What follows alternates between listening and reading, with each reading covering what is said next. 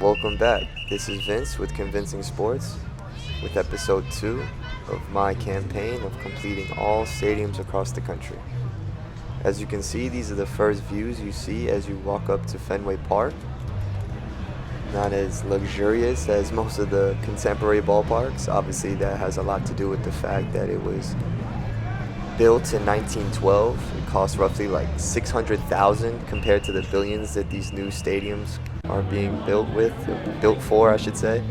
It's pretty impressive to say the least, seeing that it's like Wrigley Field still standing and keeping on the nostalgia effect. Like, as you can see here, the front of the park, it has like this little walkway, I guess you could say strip, and it's nothing too special, nothing snazzy, but it definitely gives you the homey vibes, and it gives you nostalgia feeling. They do have a nice couple stores, restaurants, obviously a lot of stands selling food, but nothing too like exciting or eye-catching, so I wasn't that impressed to say the least. But what do you expect when it's 100 years old, literally?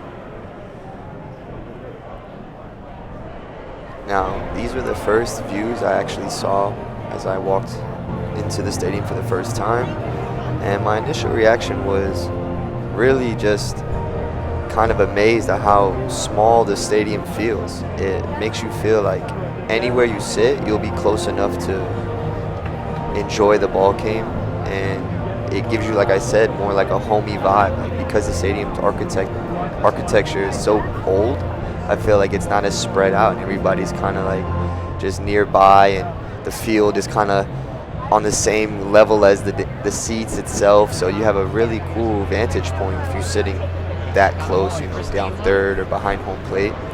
As you can see, John Lester was here signing autographs as a former Red Sox champion, giving out photos, autographs for the fans that came early. But definitely a beautiful park, to say the least. My first initial reaction, I made my way down third, and as I approached the Green Monster, I couldn't help but be excited knowing that we were on top of that list and they were on the dead last in their own stadium. It was just such a beautiful sight for me. I really was looking forward to this moment, the whole flight up there. And just to really take in this view it was special, man. Understand, I grew up with this rivalry, and every day it's like Convincing Sports here at the Green Monster. First take. Pretty magical, not gonna lie. Even though it's the opposing team, it's pretty nice out here in Fenway. I'm not gonna lie to you. Definitely could see why it's such a historic ballpark. Great views. It's very small, so it feels homey. Like, I feel like any seat you're gonna feel decent. Depending on the vantage point, of course. We're gonna be right over here, 31, row 3 apparently. So I think maybe like somewhere in those blue section, perhaps. But I'm gonna give you some looks around the whole stadium here shortly. Bear with me. I'll make my way. Making my way through the stands here in Fenway. Really didn't get chirped at yet at all, really. By myself walking here, wearing my colors, got the judge on my back.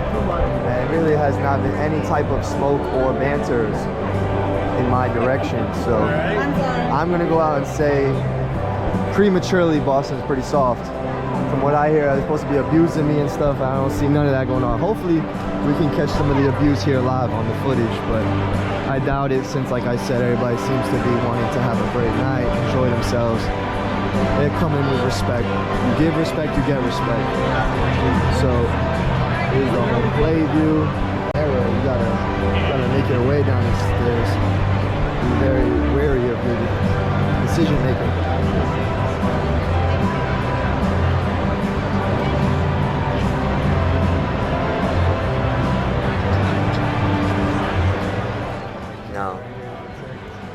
Fenway Park has a capacity total of 38,000.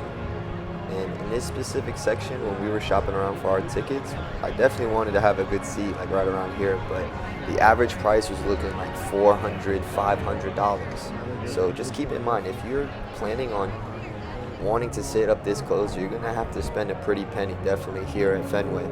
Maybe it was because it was a Yankees game, but even on other opposing teams, I've checked it out just for comparison, and they're definitely 300 and above all the time if you're going to sit right behind home plate, which these are essentially the best views of the stadium. So it could be potentially worth your money. Here's the home plate dugout, and if I had to choose where I'd want to sit, it'd probably be right here, just so I could chirp at them the whole game and really get under their skin, try to mess with their game a bit. But that's just me being a pestering Yankee fan. This stadium so far, just making my ways around third and first baseline, like I said, it's very enjoyable. It's very small, so it's not too hard to get around.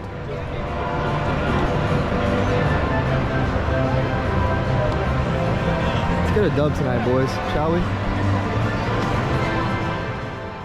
Now we're going to take a look at some of the infamous obstructions that Fenway is known for. As you can see, they're here spotted near the grandstand, as well as that pesky pole. So we're going to go ahead and take a look for that as well. You don't want to do that to yourself. Young man, if I wanted to go over to the pesky pole... Back down, 3 tunnels left. Thank you, sir. That's about $200. It's getting live in here, getting packed. What up, what up? As you can see, it was a madhouse down here. Very, very packed around this point. The game hasn't even started yet. Over there to the right are the bathrooms. They were surprisingly clean, so just a review on those. I don't know if anybody's interested in that, but going to public areas, you want an honest opinion. It wasn't that bad. They do a decent job of keeping it valid inside of there. But yeah, this was just a madhouse, and I was making my way to Pesky Pole at this point in time. Right here. How many?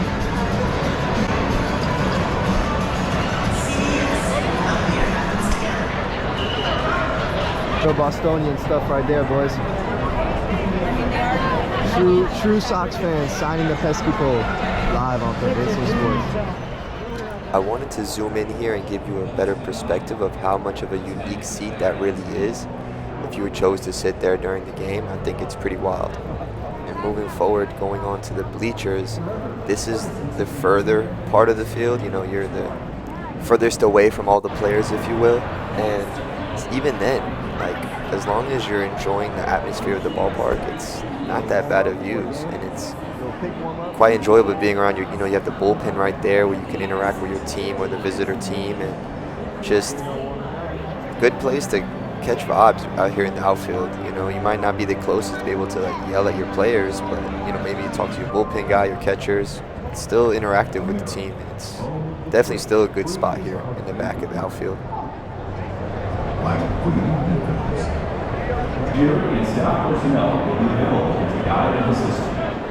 Now this would be considered the grandstand view, a little bit higher up, and then I'm going to make my way over to the bleachers to give you a different perspective. But in this area, I feel like these would be the fans that might not be too vested in the team. They're just coming and relax at the ballpark, enjoy some beverages, hang out with the family, because realistically back here you can't see much. You can still relax and not be too high. Obviously you have the shade, but you got the couple of obstructions in your way. Pretty far back, as you can see, you can barely see the infield. It's more, like I said, this would be more just to entertain Saturday, Sunday afternoon with the family. And then as I make my way to the bleachers, you can see you have the views underneath the ballpark. That's where the other restaurants and shops are at. So the stadium is actually pretty cool the way I have it set up. It's just a little old, so you don't have the greatest views every single aspect of the ballpark. In my opinion, my favorite view so far was definitely over there by the Green Monster. And that's where we're sitting at, so I'm happy that's where we bought our tickets.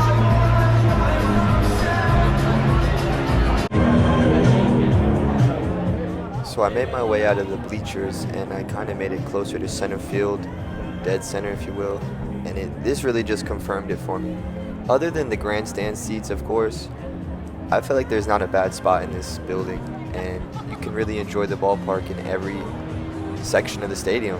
You just have to make sure you're not going to sit too high up inside of the grandstand. If you are sitting grandstand, I would definitely go ahead and sit, within the first 5 rows. But there's really not a bad view of the ballpark, in my opinion.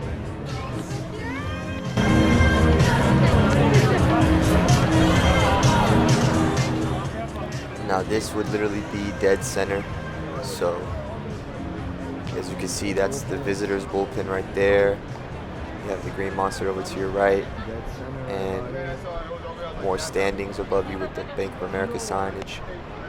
Just a really cool setup of this ballpark, man. So many different views, so many different angles. You see the girl curious at what is I'm looking at. I'm just enjoying the park, little girl. It's a beautiful space you got here.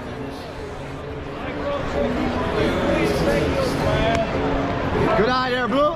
Good eye there, Blue.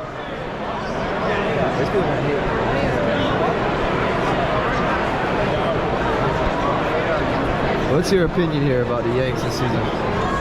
They won't win the World Series. Bold take there. Bold take. This is how hard Boston goes for their donkeys. They got the donkey at Fenway. Bathroom break here in the fourth. We're here in the top of the seventh. For the past 20 years, the Red Sox Foundation has been committed to providing opportunities and empowering And I figured that it's time to start singing. communities across New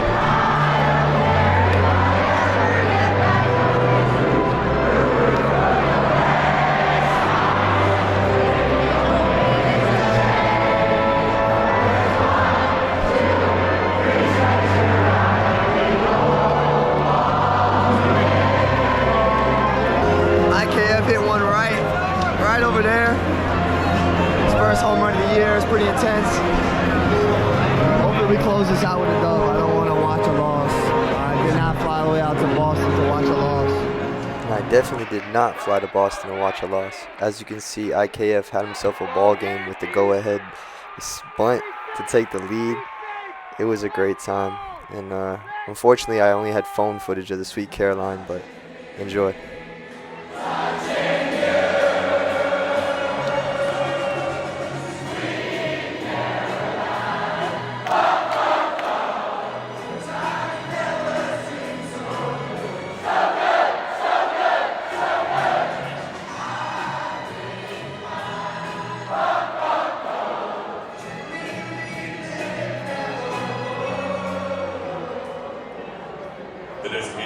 Go, Yank!